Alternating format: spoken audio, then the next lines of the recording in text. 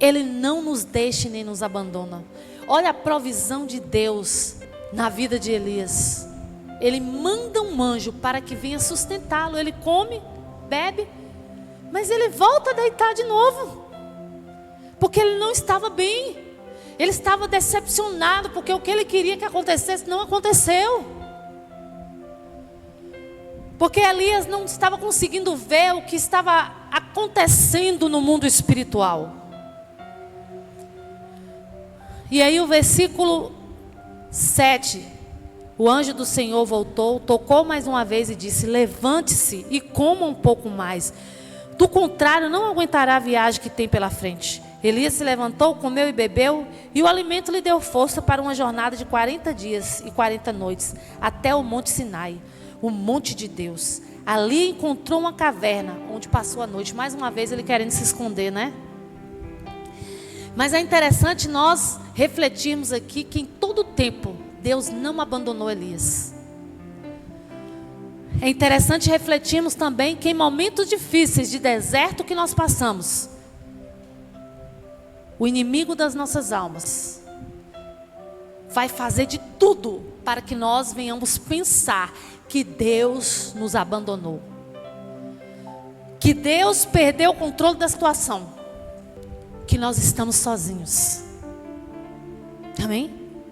Mas não é isso que acontece. Em todo o tempo, Deus estava com Elias e com todos aqueles que não se prostraram diante daqueles ídolos. 9. Ali encontrou uma caverna onde passou a noite. Então o Senhor lhe disse: o que você está fazendo aqui, Elias? Versículo 10. Ele respondeu: tenho servido com zelo ao Senhor, o Deus dos exércitos.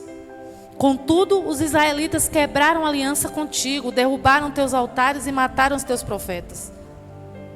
Sou o único que restou. E agora também procuram me matar. Olha só a cena que Elias criou.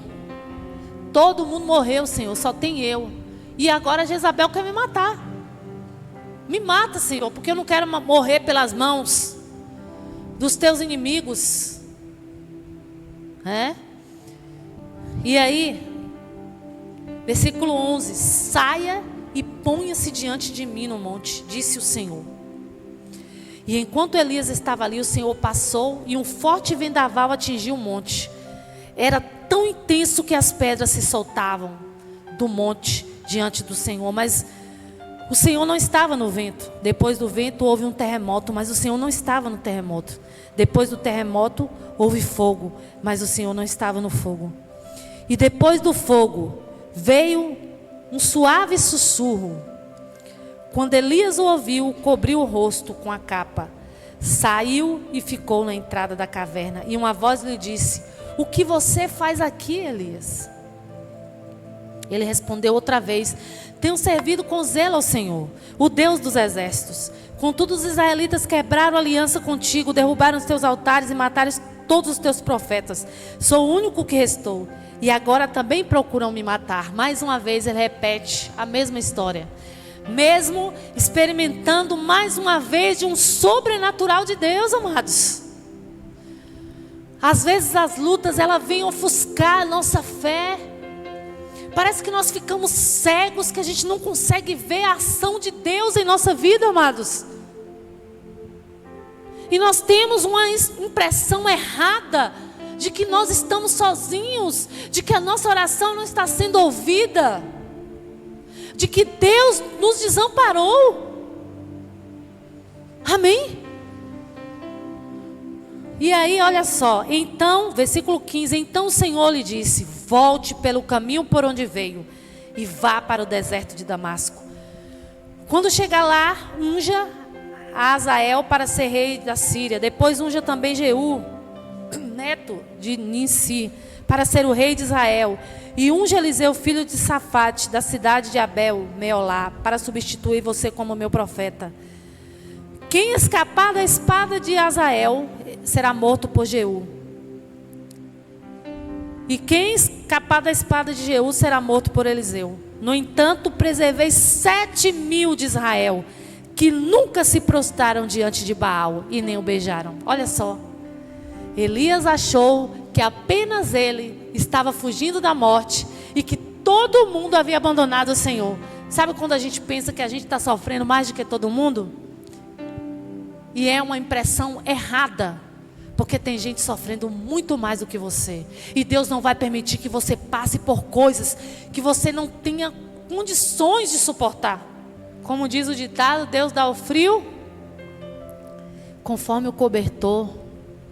Haviam 7.000 que não se prostraram, que não adoraram aos ídolos, que estavam firmes e perseverantes. Mas Elias não conseguia ver nada, sabe por quê? Porque quando ele orou e que Deus respondeu com fogo e consumiu o holocausto, ele achou que naquele momento haveria um grande avivamento naquele lugar.